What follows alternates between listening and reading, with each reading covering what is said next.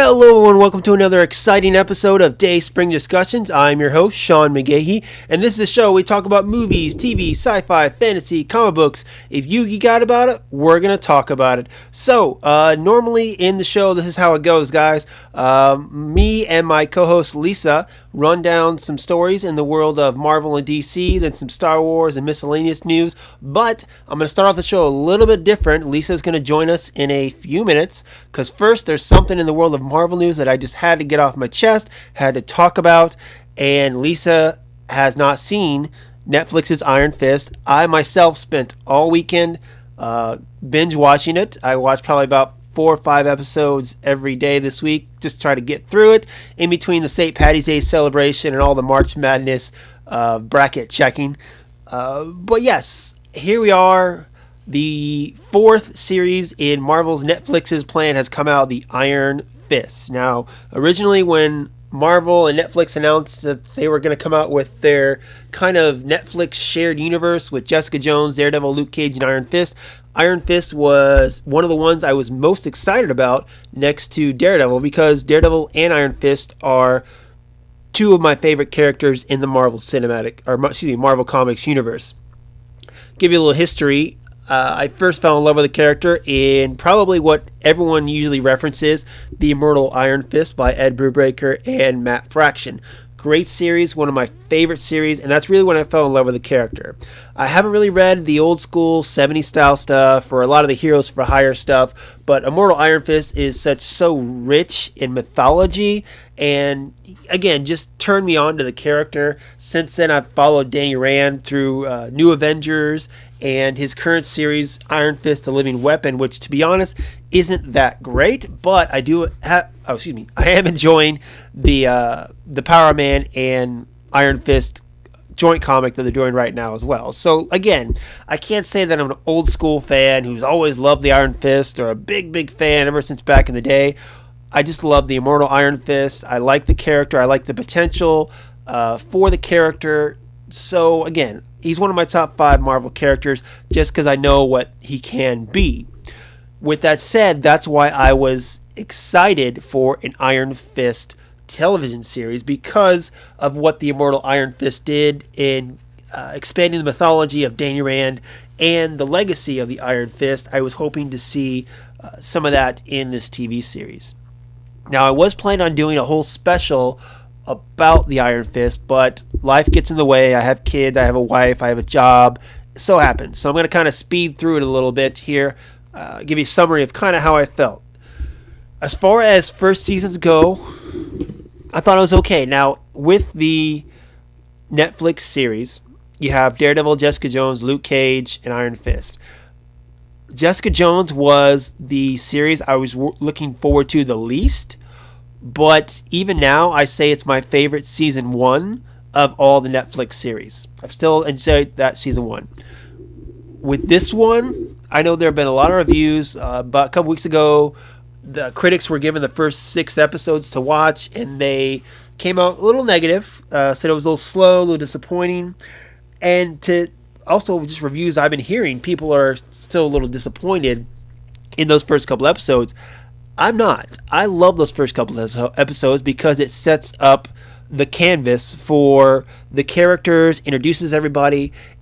That's why I like TV more than I like movies, because you can tell the story at a much slower pace, get to know the characters better, makes the stakes higher when you get to those climactic scenes. So I like the first couple episodes. Yeah, it wasn't a lot of fighting, and it was, a lot of dealing with Danny trying to get his name back, but that's fine, because I knew after those first 4 or 5 episodes, you were going to get into the juicier stuff with the hand and all that. And those last couple episodes 10, 11, and 12, I loved. Hands down, great episodes. I so loved them. They were perfect. Good stuff there. So what I'm going to do, I'm going to run down just kind of each actor, talk a little about the story, and just let you know kind of my personal feelings. I did have kind of an episode go through on this, but I think that's going to take too long if I do it that way. So I'm just going to try to get through this as quick as possible so we can get to the other stories and Lisa can come in. One thing I did love about it, of course, is all the references. This is still set in the Marvel Cinematic Universe. It's not connected not only to the other Netflix shows, but also the movies as well. And in the Netflix shows, they keep referring to the incident, which we know is the first Avengers film when the aliens attacked New York and the Avengers fought them off. So anytime you hear the incident in the Netflix series, that's what they're talking about. You saw other characters from other Netflix shows come on. You had Hogarth, played by Carrie-Anne Moss. She played Danny's lawyer in this one. It was nice to see her. You saw Claire, of course, played by Rosario Dawson, kind of the linchpin, the connective tissue in all the Netflix universes as well. And then you heard mention of other characters, such as Danny leaking a story to Karen Page, who is in Daredevil. And then you see Joy talking about her private investigator she hired, Sue, who is, quote, where was it? I got it here. I'm trying to get the quote. Okay, I don't have the quote, but she mentions, references Jessica Jones when she talks about the girl, her private investigator.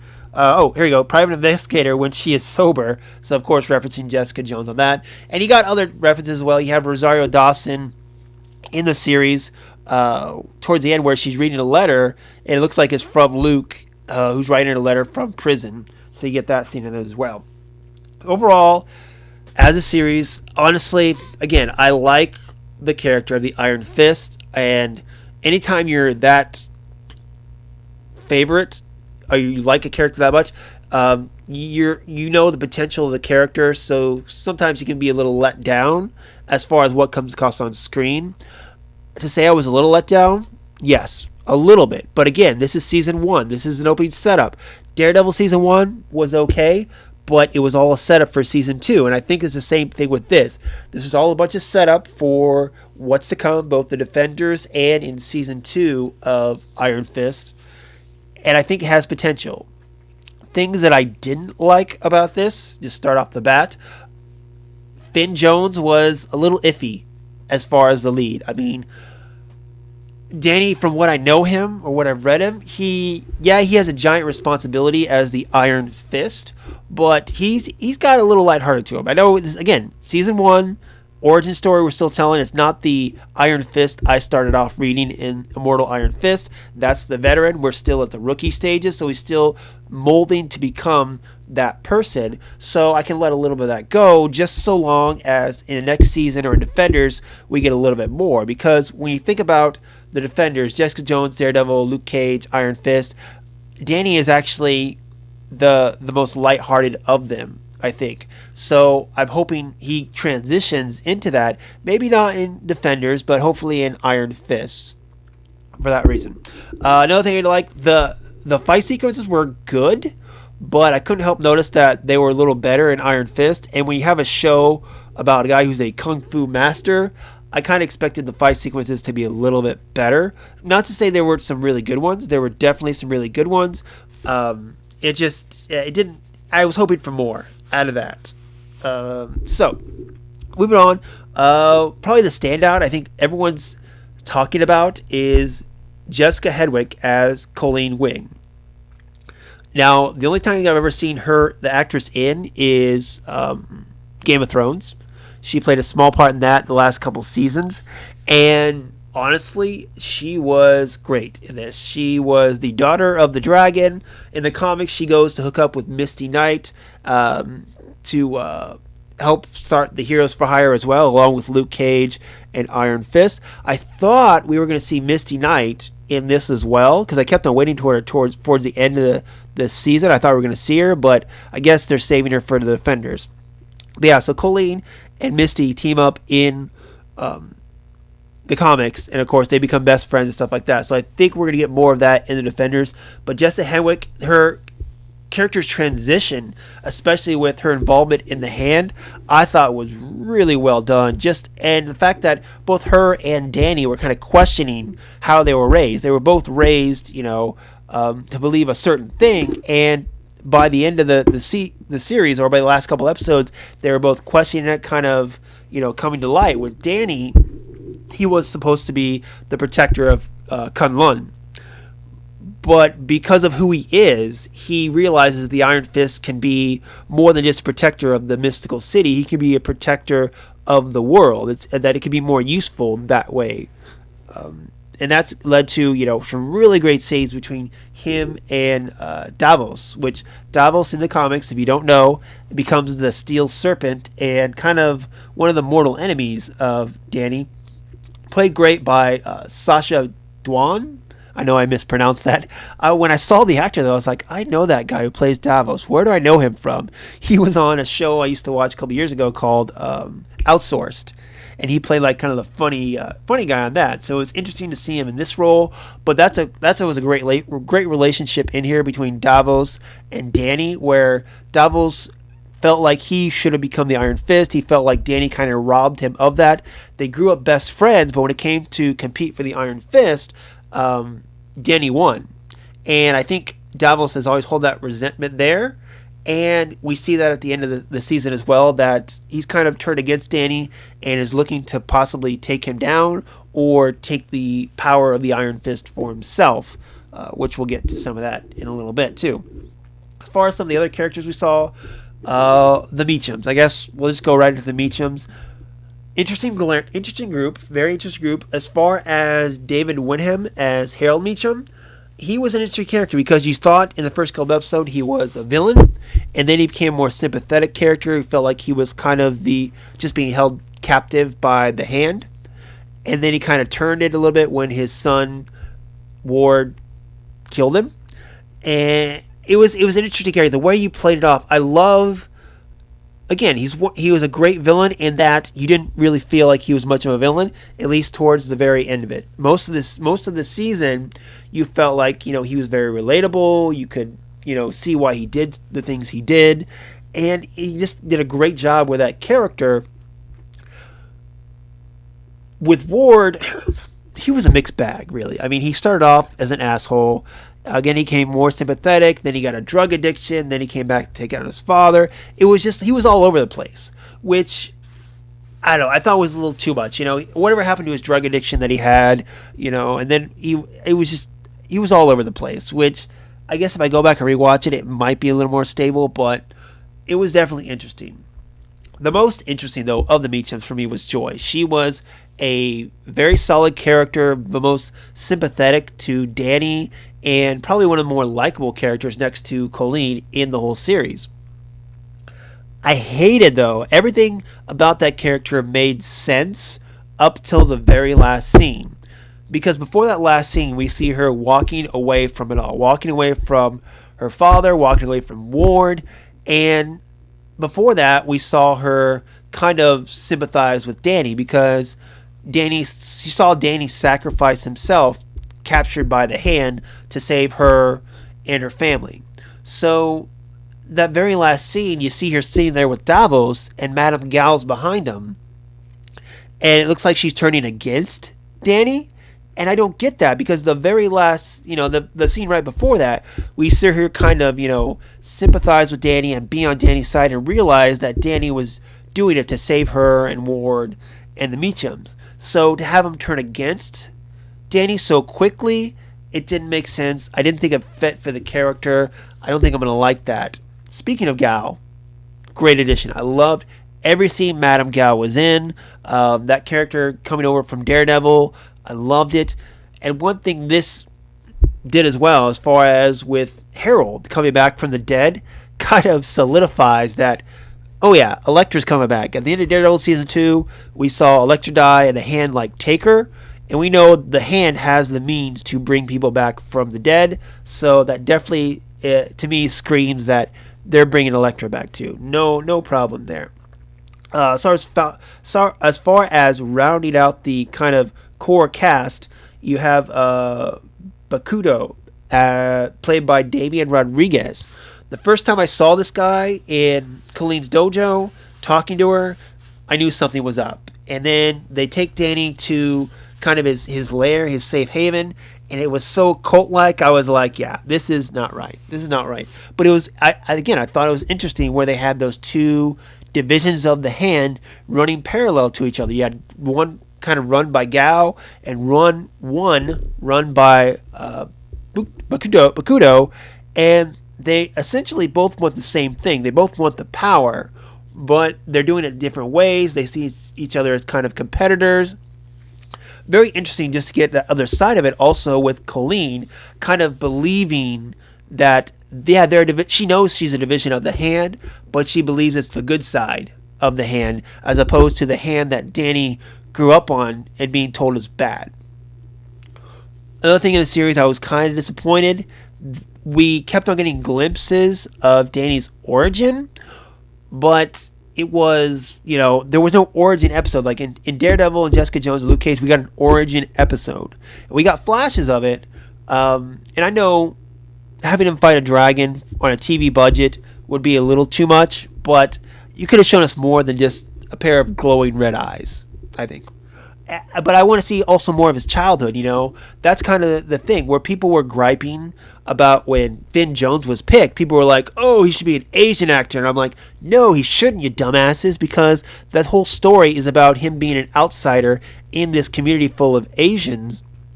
A white kid, and, he was oppressed because of it, and then he grew up to overcome and get the highest prestige they could in their society, the Iron Fist. So with that, I think that was fine. So those people who complained about it obviously don't know what the Iron Fist was all about, don't know what the character was all about, but I wanted to see it. I wanted to see him growing up a little more with, overcoming all he had to overcome, him being picked on, all that stuff, and we didn't get that. And also in regards to that, Danny, around it was episode 10 or whatever, when they were escaping from Buktos. I keep mispronouncing that. Anyway, they were escaping with Davos. His emotions were all over the place, so he couldn't harness his chi to summon the Iron Fist. But then when he sacrificed himself for Meacham, he got the Iron Fist power kind of back, except for it went out real quick. So in regards to his power to harness the Iron Fist, one thing I kind of picked up on is that it's his connections with other people or the people he cares about that helps him center his chi. He was at most powerful when he was thinking about his feelings for Colleen, his feelings for Joy, the people that he cared about helped him harness his chi. But he was still over the place. Up until that very last episode, he was still very angry. He was having his rage fit. So how he was able to harness his chi and do that awesome thing he did in the very last episode when he was still feeling so conflicted about what Harold had done to him and his parents, I don't get. Stepping off of that very last episode, I wish they would have ended the series on ended the season on episode 12. I know you still had to deal with the Harold stuff, but I didn't like the fight sequence at the end. I didn't like how they ended things with Joy. I didn't like how they, walked up to see Kunlun gone. Honestly, the last episode of the season left a bad taste in my mouth. If they would have ended it on episode 12, I would have ended on a high note. I loved the last couple episodes, 10, 11, 12, but to me, episode 13 was a disappointment. I was hoping for an even bigger battle than what we got with Bakodu. I keep pronouncing his name differently. I wanted a bigger battle than what we had in the hallway with him and between him and Colleen in the rain. I wanted, an all-out, just Danny unleashes the power of the Iron Fist and kicks some butt. And yeah, we got that cool, fist thing with the ground, but that was all we got. I wanted to see more. I wanted to see him, run through like Neo style in the Matrix and just kick everyone's ass. That's what we should have gotten. Again, I complain about this. It's early. He doesn't yet realize the full potential of the Iron Fist. So I can't credit him for that. I'm only hoping that much like Daredevil, what I was disappointed for in season 1 will be better in season 2. What we're going to see in season 2, I don't think they're going to bring in the Davos storyline, his kind of revenge for Danny. I think that'll be the centerpiece of season 2. I think in Defenders, they're going to focus more on the Hand and trying to rid them out of New York. We're going to see that. I don't know. Overall, again, I see the potential of it. I'm hoping season 2 will step it up a notch, much like Daredevil season 2 did. but they have a good base. I think they need to center the character of Danny a little more. Just he seemed all over the place sometimes. He was dealing with his anger. I get it, but he just didn't seem. It wasn't Finn Jones's fault. I feel like the character was all over the place, but it wasn't more the writing. So again, I want them to focus more on that. I don't know. I'm not saying it had some really awesome parts to it, and I thought it was okay, but it wasn't what I wanted it to be. But again, this is TV, so they can build off of this. They have the time to build off of this. You're going to get more of Danny in Defenders. Hopefully, you're going to get Iron Fist Season 2 to build more off of. And again, just hopefully they add more to the mythology in this one in Season 2. So that's what I got to say, guys. So let me know what you thought of Iron Fist. Do you agree that you liked those first couple episodes, and then you thought they were a good build-up for what's to come? Did the last episode leave a bad taste in your mouth like it did for me? Let me know. All right, guys. So now I am joined by the Enchantress herself, Miss Lisa Locke McGahee. Lisa, anything to add on Iron Fist Season 1 before we go into other stories? Well, I haven't actually watched it. I figured as much. I figured you wouldn't have actually much to say I mean, I've watched bits and pieces over your shoulder. It looks interesting. Really? Okay.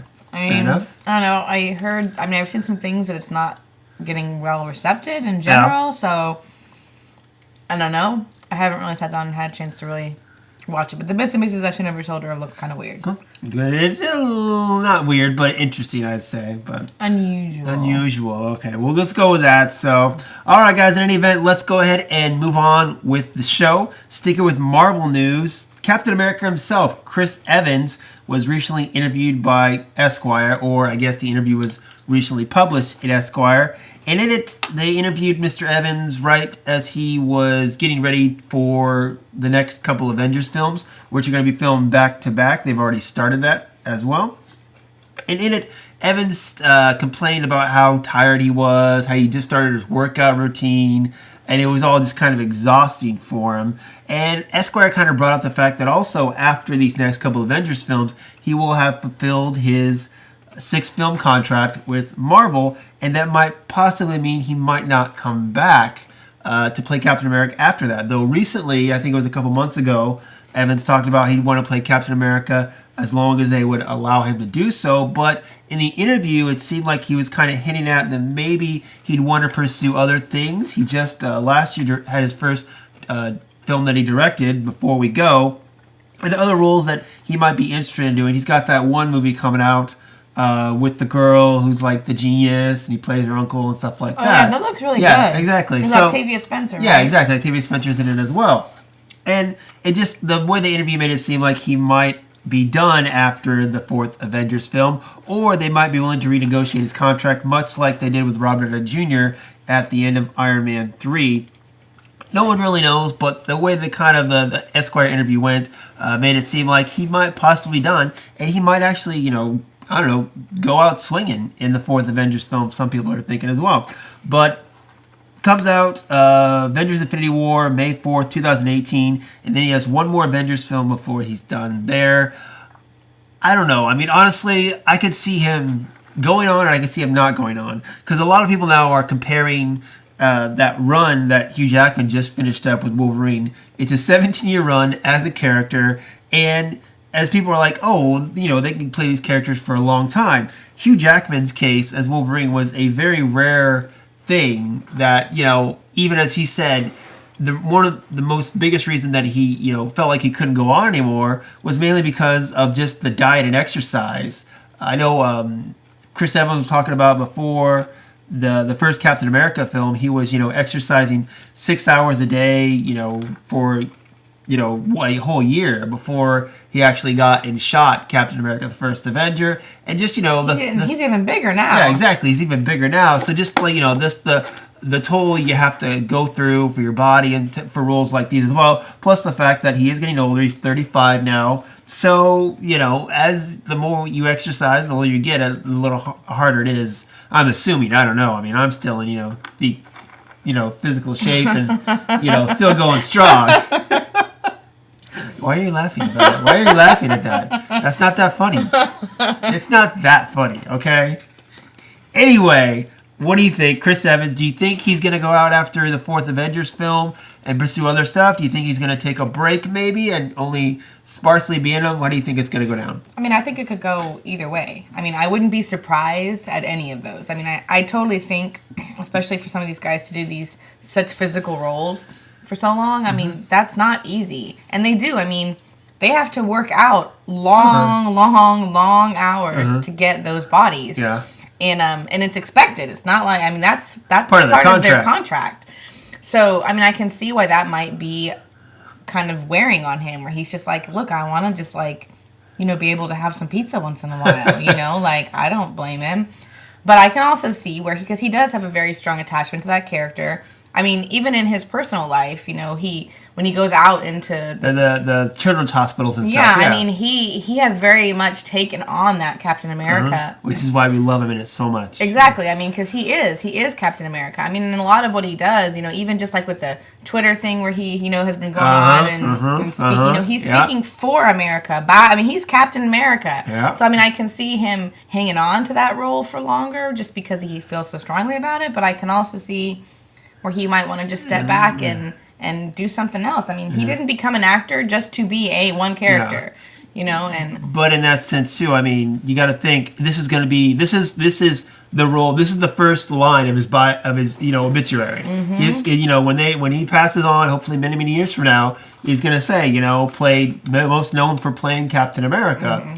So this role has afforded him other opportunities, probably say directing and other stuff. So, well, I think, you know, you could stay with it, but he's got to have that time in between to do other things as well, such as I know he wants to direct more and have other roles too. But it's, you know, without a doubt, saying his role and his success as Captain America is allowing him other success elsewhere. Much like Robert Downey Jr., you know, he was down and out before he did Iron Man. And now because of the success of Iron Man, he's able to, you know, he formed his own production company. And he's, you know, got a lot of money, obviously. And he's able to do other things he wouldn't have before Iron Man. Yeah, I mean, a lot of actors have said that when they get those, I mean, not every actor gets a role like that. The role that kind of sets the tone for, like, makes them where they're known for that role forever. Not everybody gets that chance, and a lot of actors who've had that, who are where every time anybody sees them, the first thing they think is that particular character. You know, a lot of them have come out and said,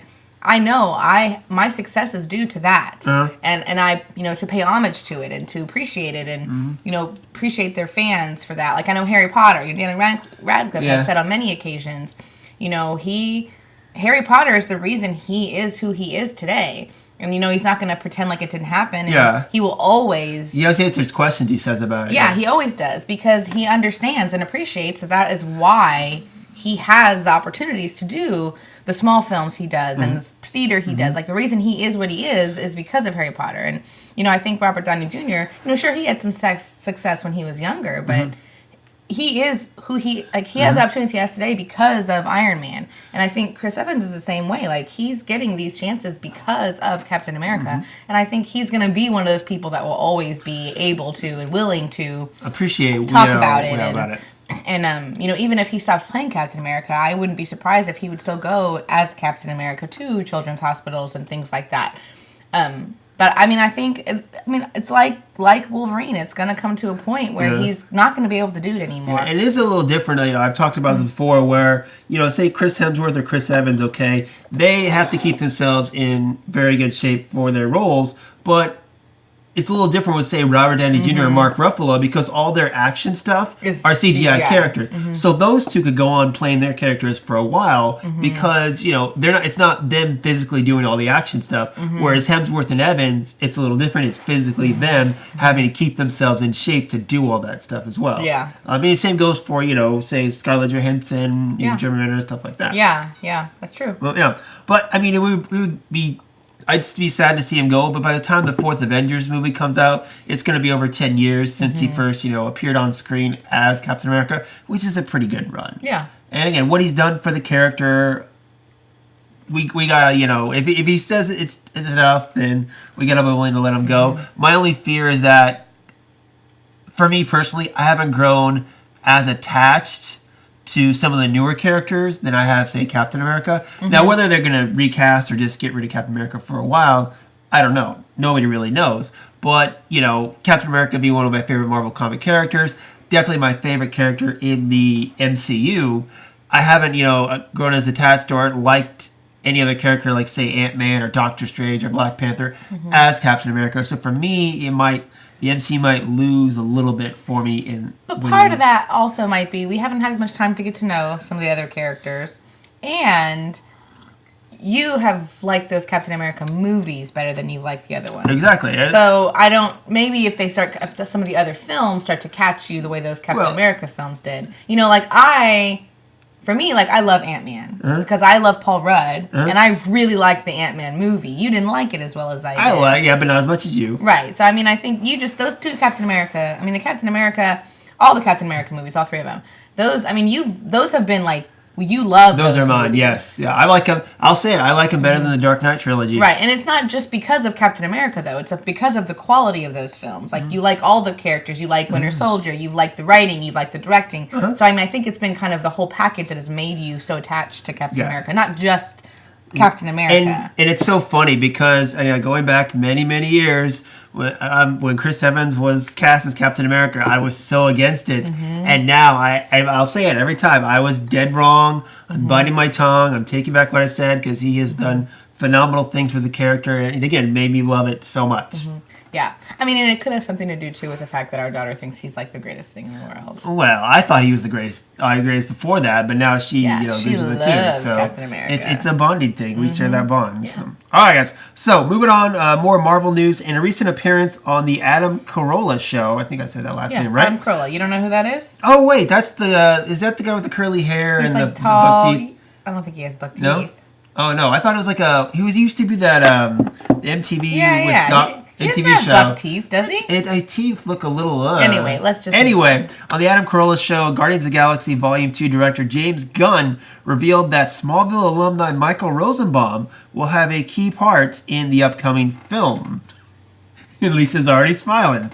Now, one thing he shared as well that some fans may not know is that Rosenbaum was originally on the short list of actors to play Star-Lord in the original Guardians of the Galaxy film. That role eventually went to Chris Pratt.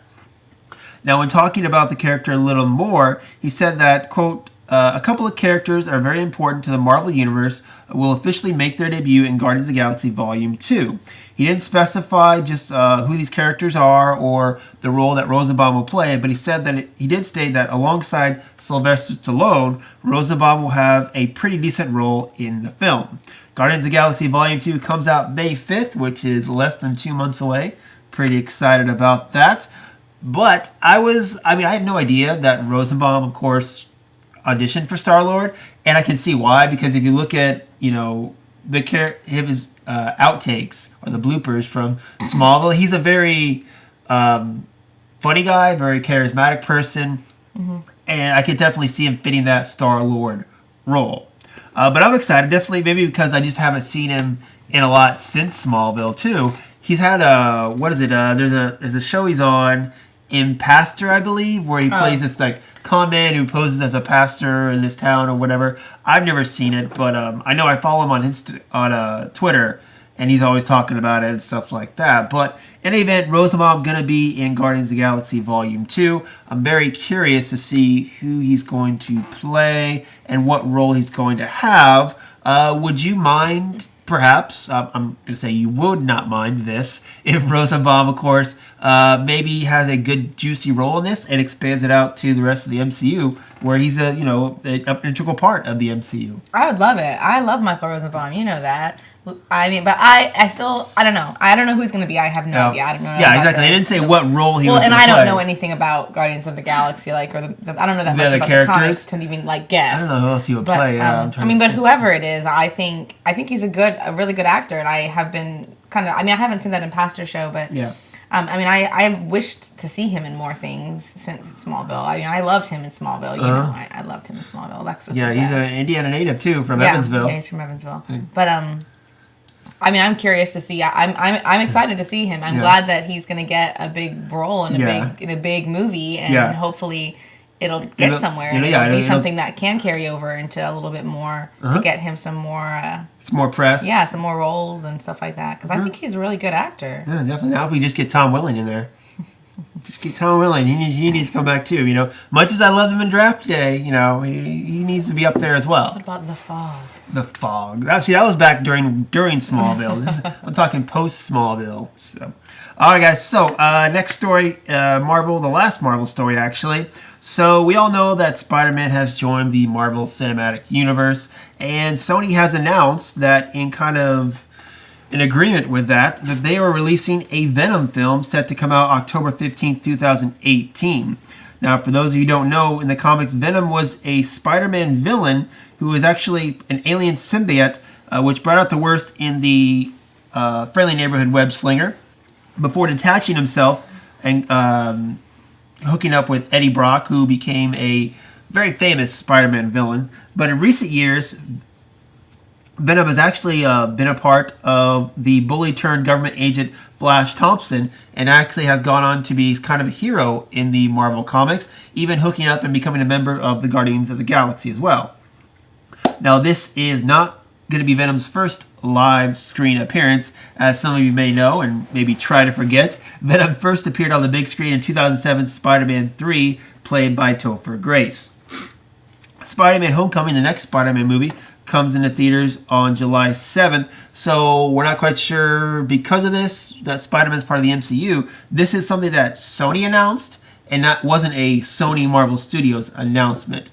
I think it has to do with the fact that Sony is trying to, going to try to Save themselves? Not really save themselves, but kind of springboard off what they hope the success of Spider-Man Homecoming will be and expand the Spider-Man universe, which is what they were going to try to do after The Amazing Spider-Man 2, but that kind of went down the tube. It kind of failed, so they're going to try to, again, expand the universe a little bit. I think it'd be a lot better, honestly, if they did the more current version, because the current version with Flash Thompson, who is like this, government agent with a chip on his shoulder, I think is a lot more interesting story than just, him becoming a villain. Maybe they'll start off like that, I don't know, but I think if they go straight to the Flash Thompson story, I'd be totally fine with that. You never saw Spider-Man 3, right? No. So you're not very familiar with the character? No. Okay. Well, like I said, the current... I'm not a big fan of Spider-Man in general. I know you're not. But this, like I said, the Venom character they have right now, Flash Thompson, I find very interesting. Flash Thompson was the guy who bullied Peter Parker in high school, and he kind of idolized Spider-Man, though, which is kind of the conundrum right there. And then because of his... hero, Spider-Man, inspired him to join the military, and in battle he lost the use of his legs. But then the government came to him and offered him a chance to be a hero again by hooking up with the alien symbiote and becoming a superhero. But I know in earlier parts of the story they talked about where the symbiote is, kind of feeds off anger and rage. So the more he kept the suit on, the more, it fed into his anger. And he could only keep the suit on for like every 24 hours. He'd have to take it off. Otherwise, he'd go a little wild, a little crazy. But again, he has gone on to, go out in the galaxy, join the Guardians of the Galaxy, learn more about the symbiote past and how it connects to him. So again, just based on that little description alone, I think would be a great, jumping off point for a Venom film. But we'll wait and see. I mean, most people like Venom because he is more known as a villain. So I can see them starting off like that. We'll see where it goes. Yeah, but there. Villain films, I still am not on board with the idea of a villain. Oh, I totally agree, yeah. Of a villain-led film. That's my thing about this. I mean, I don't know enough about Venom or Spider-Man to care. I just don't understand why these, like Sony and some of the other ones are so dead set. Like now with even, DC trying to do the... like Suicide Vixens or whatever, and isn't that supposed to Gotham be like... City Sirens. Right, Sirens. With Harley Quinn. Right, like I just don't understand villains, I love villains. I mean, villains are great. I mean, They're Loki... integral, of course. Right, they are. I mean, like Loki was like my favorite thing, and I mean, that's what we were just talking about Smallville. I mean, I love Lex. I love villains, but what makes a villain good is their relationship with the hero. Uh-huh. So, like, when it's a villain-led movie, I just don't understand why they think this is going to work. Yeah. And I, again, that's why I think they're going to go more. I can see them going more at Flash Thompson because if they go Eddie Brock, that's straight up villain. But Flash Thompson is more of an anti-hero, more like like a Batman or a Wolverine or something like that. Maybe that could work. So I think that could definitely work. Again, going back to the say Suicide Squad, Warner Brothers hyped that up to be like, all right, this is about the villains. It's not like the heroes. These are bad guys. And I watched the film. I'm like, I can understand everyone's point of view. None of these guys are really bad. They're just anti-heroes, especially the main character Will Smith. I'm like, he's not really that villainous, actually. He has a job. Yeah, he kills people for money, but he kills bad people, and he's actually kind of a good person. So that was, another fault in the film as well. But yeah, villains are, they're defined by their heroes and vice versa. So I don't know. We'll just wait and see. Yeah. We'll see how it goes. In any event. So, all right, guys, that is going to be the Marvel news. Moving on, we have one little piece of news in regards to DC. It was announced by the Hollywood Reporter that the Aquaman film, starring Jason Momoa, is going to be pushed back. The original date was set for October 5th, 2018. It's now going to be set back to December 21st, 2018. So it's going about 2 months back. Now, I looked up, it's going to go against a film with Ryan Gosling called The First Man, which is supposed to be a Neil Armstrong biographical film. But then the real competition is going to come out the same day as the animated Spider-Man film, which is supposed to be done by Phil Lord and Chris Miller, starring the character of Miles Morales, the first kind of animated Spider-Man film on the big screen, too. So, Aquaman is going to be directed by James Wan, and the next time we're going to see the character is going to be on Justice League November 17th. So with this one, the reason I wanted to mention it real quick is, of course, the DC Cinematic Universe is going through a lot of drama recently, with especially with the Batman and the Ben Affleck movie and all that. Aquaman, it seemed like, is in production right now, and it seemed like the one film that was really kind of just chugging along under the radar, under all the drama, and just kind of going now. And this is kind of the first, flag, I guess, since production has started that says, okay, why are they moving it back? Now, maybe they're moving it back, of course, December 21st. I got to think it's more to, for more of a Christmas, reason to get all that Christmas crowd and maybe make a little more money as opposed to October. But when you have a Spider-Man movie on that date and you move to that to go against Spider-Man, that just seems a little irrational to me. Do you think it's a smart move? Well, I mean, I don't think it's a smart move, no. But I also don't think that an animated Spider-Man movie is going to be. I mean, I know people like Spider-Man, but animated superhero films have. I mean, when they've come out in the theaters before, usually it's like limited release. So, I mean, Lego Batman has done great, but that's Lego. Is the Spider-Man one going to be a kids' film? It's animated Spider-Man, so that's what I don't get. Okay, is it going to be a kids' film? I don't know. That's what I'm saying. If it's targeting a child audience, like if it's going to be like Lego Batman, which was made for adults to enjoy, but it's a children's film. That's different, and I can see Aquaman going up against that and being fine because it's really going to hit two different crowds. Yeah. But if this Spider-Man animated movie is intended to be like a real Spider-Man film, just animated, kind of like that Batman one that they did with the Joker or whatever, the Killing Joke. I mean, different. I know that was different. I'm just saying, if it's intended to be like like a film for grown-ups, like targeting grown-up crowd, not made say they make it like PG-13 or something, where it's intended for an adult superhero fan, not for a child, then I don't understand putting Aquaman up against it. Although I still don't think that a Spider-Man animated movie in theaters is going to make. I don't think it's going to be the competition that you seem to think it's going to be. I think it is because it's Spider-Man. Kids love Spider-Man. You make an animated Spider-Man, that means it's going to be directed more towards kids. No, you don't know that. You're totally guessing. I just said it could go either way, and depending on what their goal is. Okay, let me put it to you like this, okay? It's me and Nora. We're going to the movies. Which movie am I likely going to take her to see? Which movie is more likely to get my money if I'm going out and looking for a family-friendly film. Yeah, but you don't know that Spider-Man, this one's going to be family. That's what I'm saying. It's not going to be the Killing Joke, though. I know it's not going to be the Killing Joke. I'm not saying it's going to be rated R, but I'm saying a PG or a child film versus a PG-13 is still two different things. If this is a Spider-Man movie that's PG-13, I still wouldn't want you to take Nora to it. I'm saying until we know more about this Spider-Man film, I don't think we can adequately judge what it's going to play out.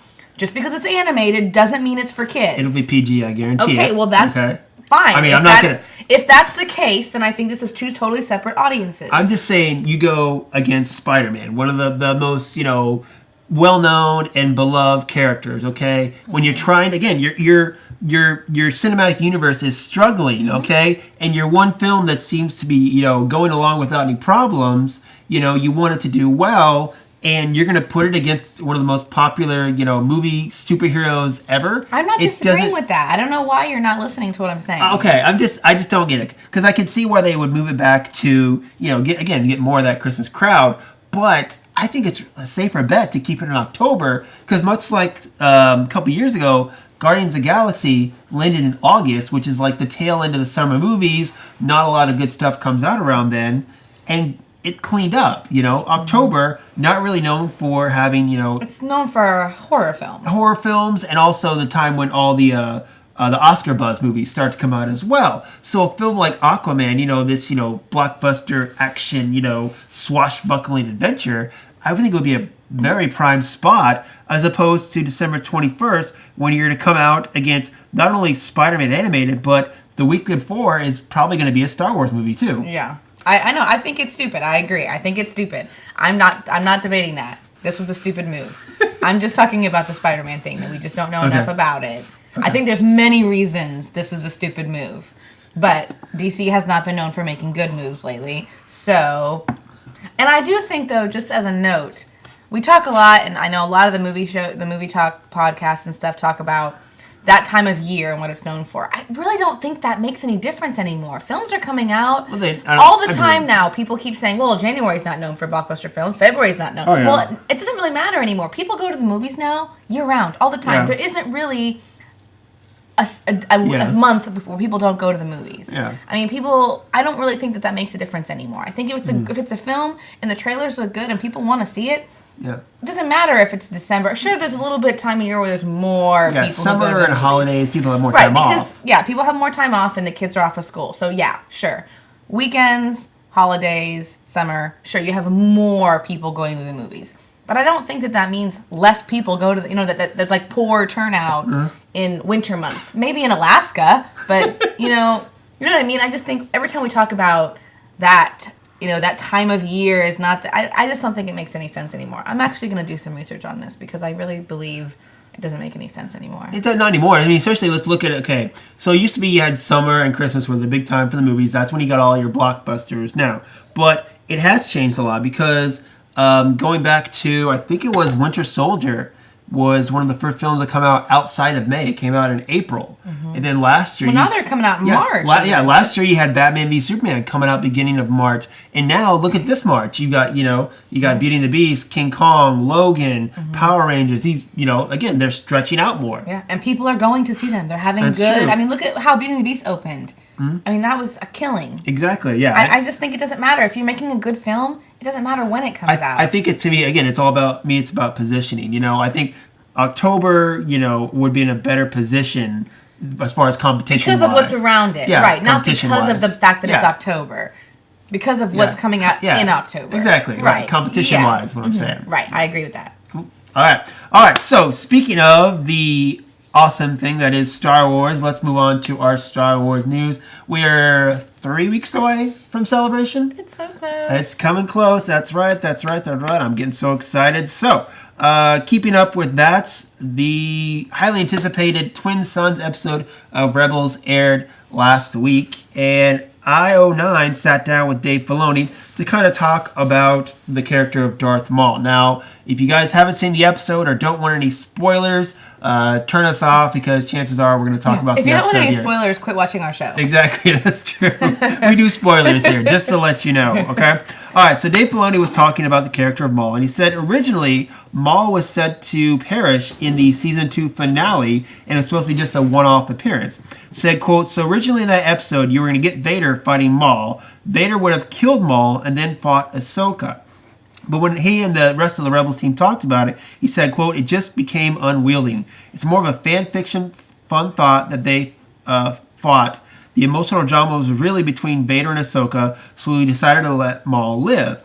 And because of this, Maul has kind of become an extensive character in this season of Rebels, and it's kind of proven to be kind of an integral part of the plot of this season as well. But for those of you who don't know, Maul finally met his demise in this last episode by the hands of Obi-Wan Kenobi. You and I haven't really talked too much about this episode. So yeah, we saw it late, and then I went to bed. And I didn't get to watch the little other show, the Rebels bits. Recon, and all that stuff about it, recap. So I was kind of curious about what your thought. To me, just to start off, I was a little disappointed that it was so short, but I kind of expected we weren't going to get a lot of Obi-Wan in that episode. He was in like the last 7 or 8 minutes of it. You know, it was mainly about Ezra and stuff like that. And then, of course, the Darth Maul and Obi-Wan fight itself was so short. It was like 3 swings and it was done. But I did think it was the fight itself I thought was very satisfying to that end, especially when, you know, he does take out Maul and he's cradling, you know, his enemy who's caused him so much pain in his arms, and, you know, he's kind of almost comforting him in his death as well. So I thought that was very Obi-Wan-ish style of that. But what do you think? Yeah, no, I thought it was a good episode. I mean, I think it was appropriate that the episode really focused still on Ezra, because that's what the show is. Yeah, Rebels is Ezra's story. So, I mean, I think it would have been weird if it had focused more on Obi-Wan. I think it was just enough Obi-Wan. Like, we got a little taste of it, what we wanted. We got to see that, you know, him and Maul kind of have their last moment. I mean, I think it was well done just to show, too, how Ezra is still so naive. Yeah. I think they did a really good job of showing how, you know, sure, he's grown a lot and he's come a long way, but he's still just... And, you know, it took kind of Obi-Wan, they were talking on Rebels Recap on Collider about kind of the difference between, you know, Obi-Wan as, you know, trying to teach him something versus Kanan trying to teach him something. And that Obi-Wan, you know, he is very much the Obi-Wan, you know, we see in A New Hope, where he's telling him, he's like, you know, you're not supposed to be here. It's like, well, why don't you come back with me? You know, the rebellion can help. You can help the rebellion. And he's like, no, I have my own mission. You know, just kind of that wise, you know, seeing the big picture in it all. So that was definitely good. I think one thing I really liked about it, too, was when Maul and Obi-Wan were talking, and Maul was trying to figure out why he was there, and then he said, "Is it the chosen one?" And Obi-Wan confirmed that he was there, that Luke is the chosen one. Yeah, and then not of course Anakin. They had that little bit at the end there with you saw in the distance little Luke running across. So Luke, he's not really little because he's the same age as Ezra.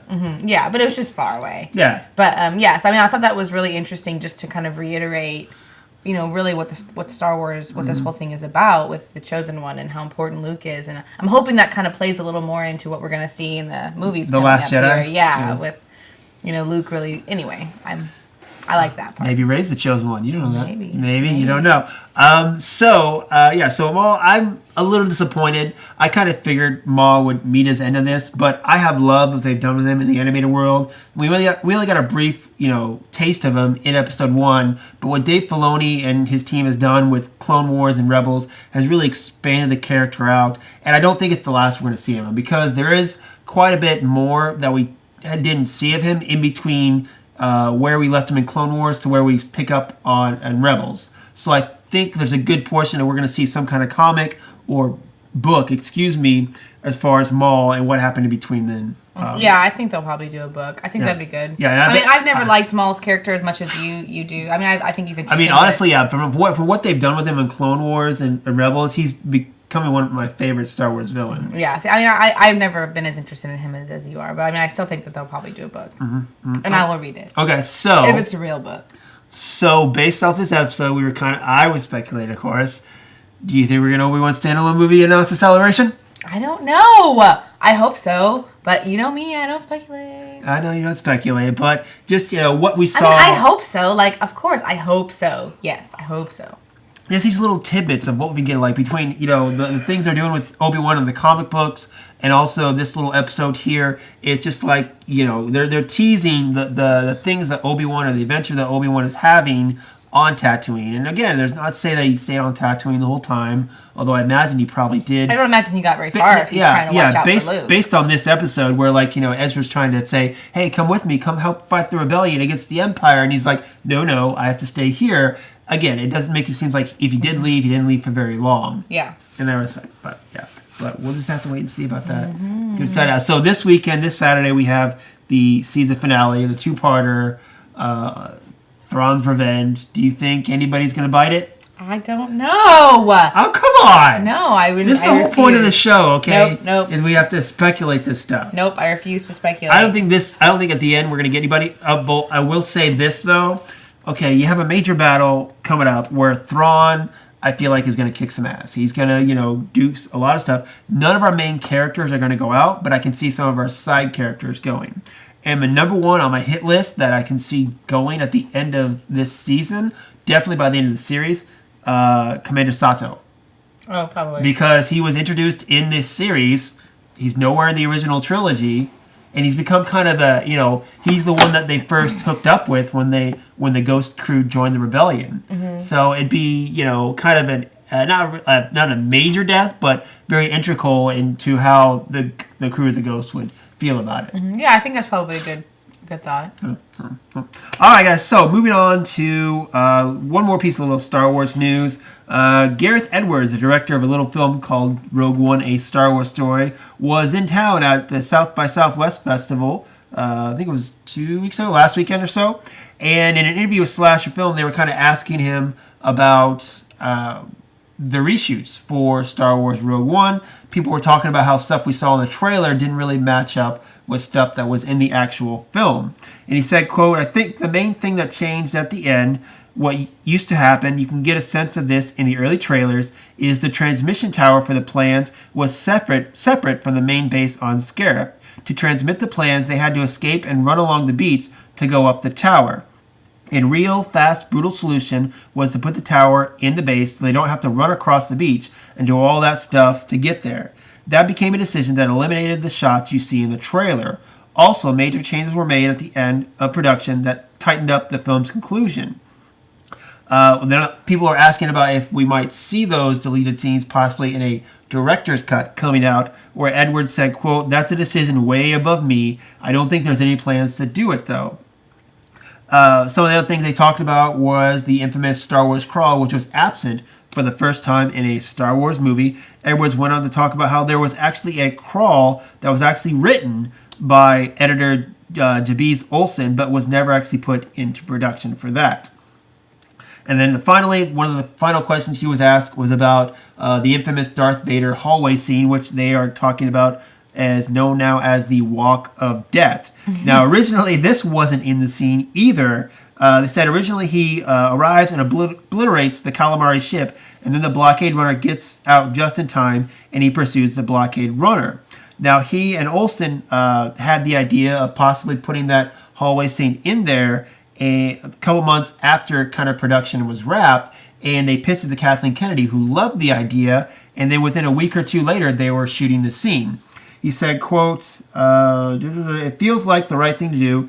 It was just the greatest hits of Darth Vader in that corridor, and we really didn't want to do anything you haven't seen him do, so it didn't throw people off. We kept it in, and so what it would establish would be good. So Edwards talking more about what we didn't see in Rogue One as far as beach running, crawls, Darth Vader kicking ass. Do you feel like these are the right decisions to make? I mean, I think that with the bits they took out, I feel like it makes more sense, I guess. More to it. I keep on hearing that the ending was very different, too. Yeah, I mean, not running across the beach makes sense. They would have probably died. Like, it makes more sense to have that to have the tower there. So, I mean, I think that makes sense. I hope that they don't put them back in a director's cut. I mean, I like deleted scenes, but most of the time, I mean, by and large, deleted scenes are deleted for a reason. Mm-hmm. And I like to be able to see the ones that they deleted, but every time I've had a film... Okay, not every time. Most of the time, when they release a film with scenes that had been cut, put back in, I feel like they should have left them out. Yeah. I mean, there's a few exceptions, but by and large... Star Wars prequels. By and large, they're out for a reason. I think that's probably fine. I don't want a director's cut. I would like to see the scenes, but only as deleted scenes. So the Blu-ray comes out on April 4th, and I'm told that we might not even get any deleted scenes on the Blu-ray. You're told? I'm told by sources, of course. You know what my sources, right. Which is just called the internet. But it's one of the things too where that you don't get. One thing I was disappointed with, of course, with the first Star Wars Force Awakens DVD is, you know me, I love deleted scenes and I love director's commentary, and they didn't put that on there, and then they came out with another edition, so of course you had to buy it again to get the director's commentary as well, with all the rest of the special features were pretty much the same, and I feel like this is what they're going to do. I'm really tired of people doing this now. Like, it's such a cash grab. Because they know we as Star Wars fans are going to buy it. Yeah, it's horrible. But what were the other questions? So they talked about the crawl and the Darth Vader hallway scene. Yeah, the crawl. I'm still sad that there wasn't a crawl. So I do wish that there had been. And I would like to see what it was going to be. Yeah. So I'm curious to see what was going to be written in the crawl. And the Darth Vader scene, thank God they added that in, because that was freaking awesome. That ended the movie on such a high note. You know? I mean, can you imagine if that hadn't been there? Like, I just can't even imagine now. That scene is so badass. It would have been like, because, really we would have been ended with, Jin and what's his name on the beach dying, and that kind of would have been the mood at the end of it there. But instead we were left with this kick-ass Darth Vader scene, and then you're ending with hope, and then exactly, and then you with the shot of Princess Leia, and we're like, oh yeah. I think that the ending was perfect, and I'm so glad that they decided to add that in. Like, that was I can't even imagine if it hadn't been there. It would have been a whole different feel. Yeah, definitely a good feel for that. The Blu-ray comes out on April 4th. Saving my pennies right now to hopefully get it. You're saving your pennies? I'm doing shop. Is that why you wouldn't give me your change the other day in the car? No, no, that was just because you take so much money from me. I'm going to keep my pennies. I take so much money from you. But no, I'm doing my shop cakes, so that's why I was out today at Walmart and Target trying to save up shop cakes. You were gone so long. Yeah, I get my shop cakes, so yeah, I'm trying to save up so that way, if the next 2 weeks, I'm hoping to save up enough to where we don't have to spend money on it instead. Okay. Oh, see. I'm thinking of you. Yeah, we have to buy a swing set instead. Exactly. Yes. All right, guys. So that's it as far as Star Wars news. Got a couple more stories. As far as miscellaneous. Starting off, Lisa's gonna love this one. So, according to the Hollywood Reporter, Warner Brothers is thinking about relaunching the 1999 cult classic film The Matrix. It's said that writer Zach Penn is in line to do a treatment, which Michael B. Jordan is set to eye as the star. Hold on. Time out. They're remaking it? They're saying it might not be a remake, more of a sequel or reboot, a soft reboot, I guess you could say.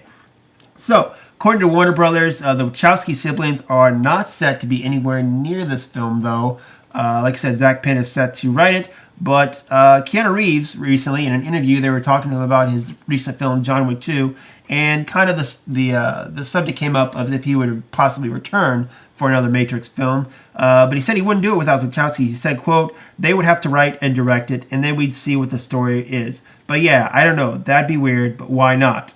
He also addressed that in Revolutions, his character Neo actually dies. So he said, quote, people die, stories don't. People in stories don't.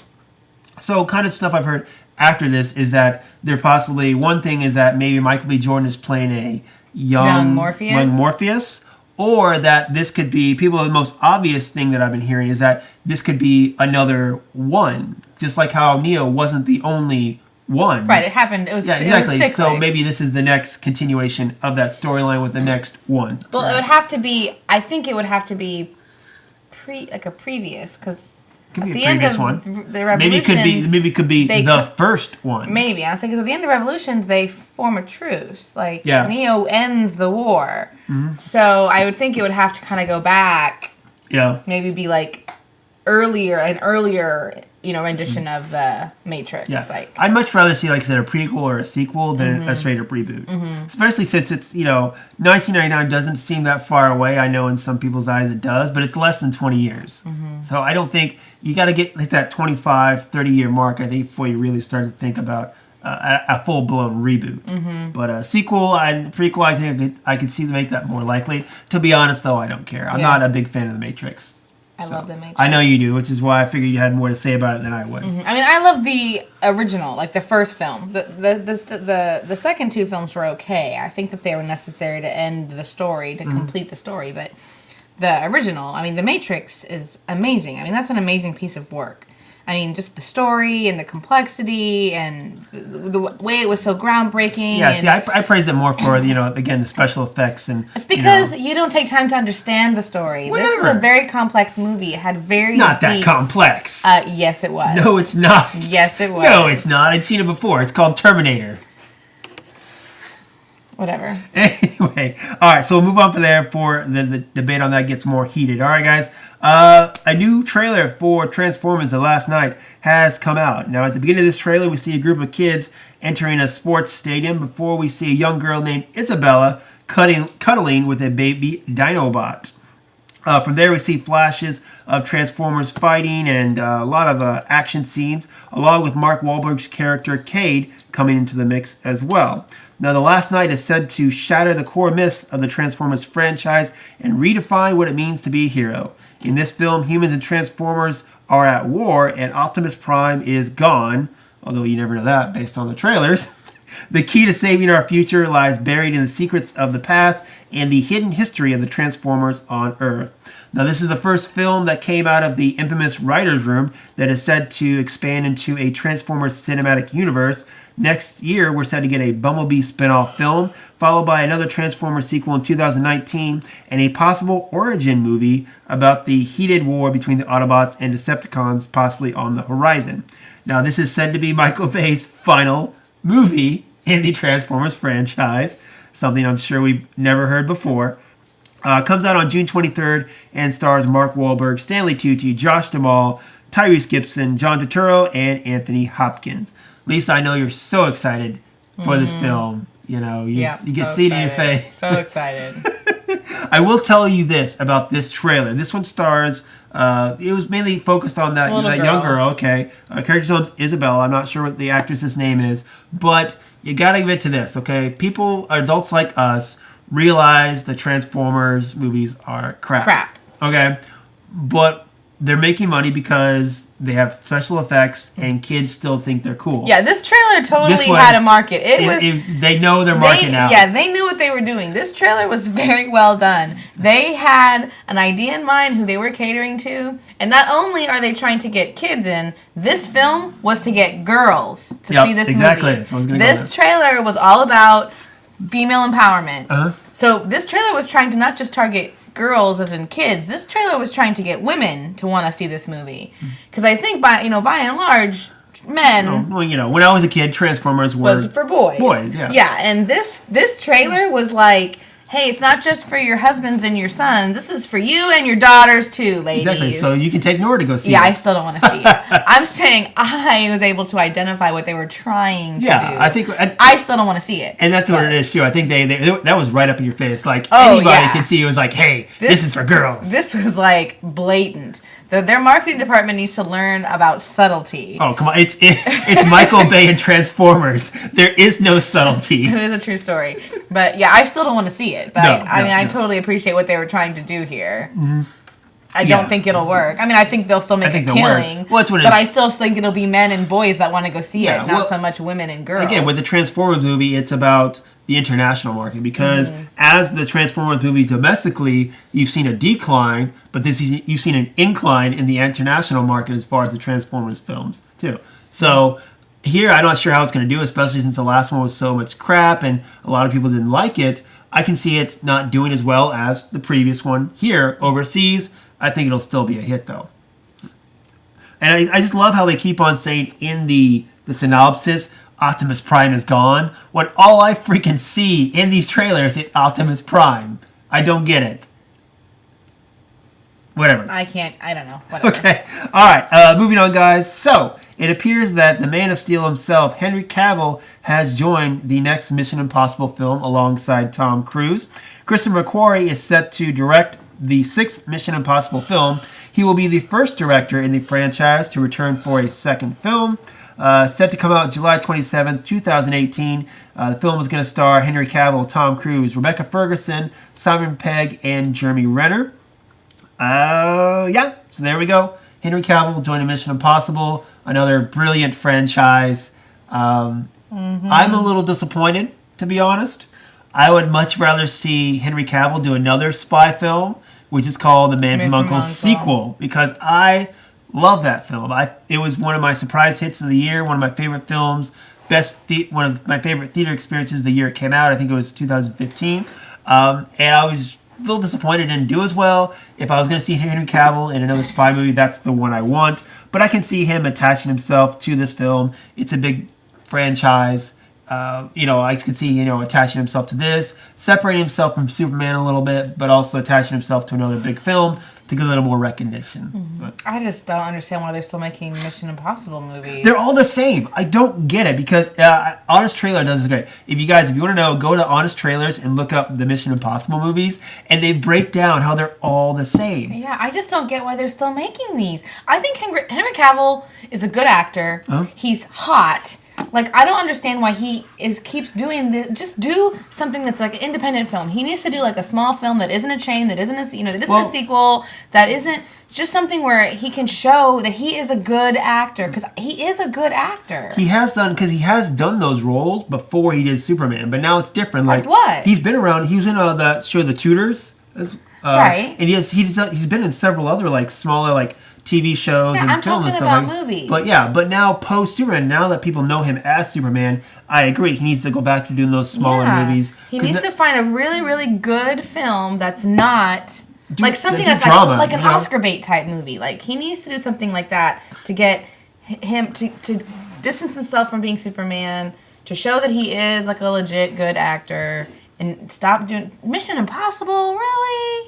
I mean, it's definitely a good paycheck, I'm sure. I guess. And again, maybe Mission Impossible is looking for him to bring in a crowd as well as, Superman now. They know they can bring in that crowd for this film, too. So, I guess. I think it's a little unfair, though, because now you're going to put, a big buff Henry Cavill next to the 50-year-old aging Tom Cruise, and who's going to be the hunk of that film? Let me think. We'll see how Tom Cruise's producer likes that when that film comes out. How much taller is he than Tom Cruise? Oh my god! I mean, I'm just saying. That's true. I think on every Tom Cruise movie, I've heard that he's like, the actress has like had to wear flats or whatever. That way, it doesn't look like they're that taller than Tom Cruise too. Yeah. But in any event, that movie comes out July 27th. Probably going to be another one we'll be skipping. Even though it does have Henry Cavill. If Henry Cavill has his shirt off a couple scenes, are you going to see it all? Nope. No? Just look pictures on the internet. Sure. Okay, great. All right, guys, last story of the day. Going back to South by Southwest, director Ridley Scott was in town. He actually showed a little advanced screening of his film Alien Covenant, which is set to come out on May 19th. And in an interview with Fandango, he kind of let it slip out about his future plans for the Alien franchise. He said, quote, in the order, it will go Prometheus, Awakening, Covenant. Fairly integral where this colonization ship is on the way. And at this point in the interview, Catherine Watterson, one of the stars of Covenant, kind of had to interject saying, quote, you're giving away too much, before saying, yes, there will be more after this. I think that is the question. Now, this kind of went in to say that Scott has already planned out his next Alien film after Covenant, he's going to be called Alien Awakening, but it's going to be set in between Prometheus and Covenant. And Scott went on to say as well that after that kind of trilogy, he's got 3 more Alien movies planned as well. Whether they will actually happen or not, we'll just have to wait and see how Covenant does. But people at the film festival seem to respond very well to it. So if that does well and Awakening does well, I don't know, how many more times. It's kind of like, for me, it's like Jurassic Park. Okay, how many times can we be entertained by dinosaurs eating people? What kind of new spin? One thing I liked about, say, Jurassic World was they put a different spin. You actually saw the park put together. kind of saw they had created a new dinosaur on their own. It was a different spin. It just wasn't like, hey, let's go look at dinosaurs. Oh no, they got out. They're coming to eat us. You know. I mean, there was that still. There was that still, but was, yeah. you had the genetically enhanced dinosaur to go along with it too. Well, and you had the relationship, the dinosaur and the human relationship. Yes. Like, oh yeah, that was with Blue and Chris Pratt's character. Yeah. Yeah. You had that as well. So again, with Alien, like I get it. Prometheus was different because it was an alien movie that wasn't an alien movie. But now Covenant seems like it's going back to, okay, aliens are out, they're killing us, let's try to kill them, let's try to survive, which is really what every alien movie is. What different spin? How many, you got, 4 more movies planned? What kind of spin are you going to give on 4 more movies that isn't just, oh, we found the aliens, oh, they're trying to kill us, okay, let's get out of here. I mean, I have no opinion. I don't like the alien movies. I actually have never seen one. Yeah? And the trailers, I don't want to. Like, I'm not, you don't like scary movies. I don't like scary movies. Because originally, because Alien, the original film, was said as a horror movie, but Aliens is more of an action movie with, scary elements to it. Yeah, and those were a little bit, I think, before I had an interest in movies. Like, I didn't really watch a lot of movies. And now those came out, in the 80s? 80s, yeah. Yeah, so, like, I mean, I wasn't, like, a huge movie buff by any means at that point in time. And those absolutely were not on my radar when I was, 6 years old. Yeah. So I don't think, I never saw any. I want to try to review, before I go see Covenant, I want to review Prometheus, Alien, and Aliens. So I actually grabbed Aliens from the library. But this trailer I thought looked interesting, but definitely not something I'd want to go see. Yeah, a little too scary for you. Yeah, I don't want movies to scare me. I'm not like whatever. For me, the whole purpose of movies to me is to have something enjoyable, and it doesn't enjoy me to be scared. Oh, yeah. Like, I like movies that make me laugh. I like movies that make me cry. I like movies that are, amazing visual. I just don't want to be... I don't need them to scare me. I don't... Fair enough. Okay, cool. All right, guys. Well, that is going to be it for us today. So this is the part where you chime in.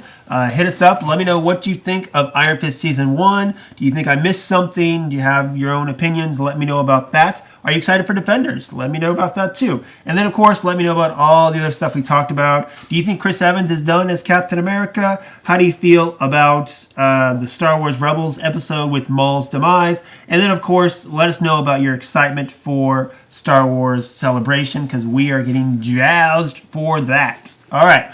Hit us up, Facebook group, Twitter, or on dayspringdiscussions@gmail.com. You can find me personally on Twitter and Instagram, SlimDayspring12.